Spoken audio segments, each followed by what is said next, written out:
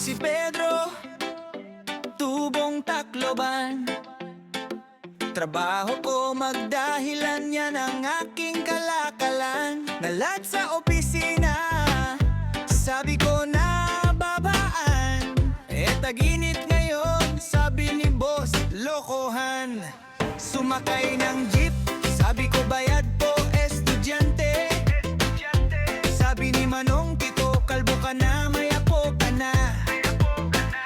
Pumasok sa Jollibee, order ko isang chicken joy.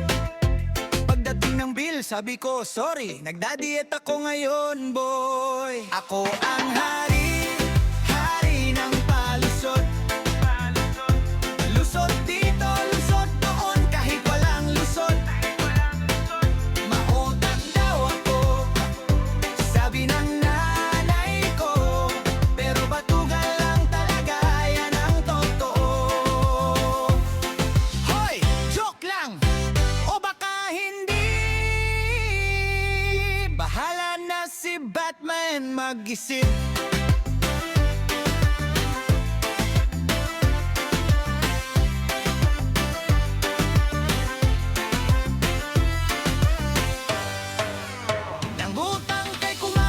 Sabi ko pambili lang ng gatas.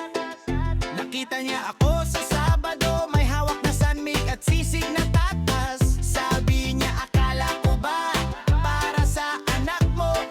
Sagot ko, oo nga, para lumakas ako, para maalagaan ko.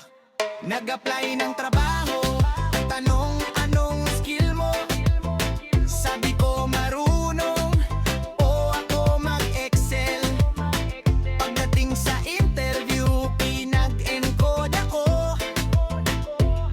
Naku po, Excel pala, yung sa motorsiklo. Ako ang hari, hari ng palusot.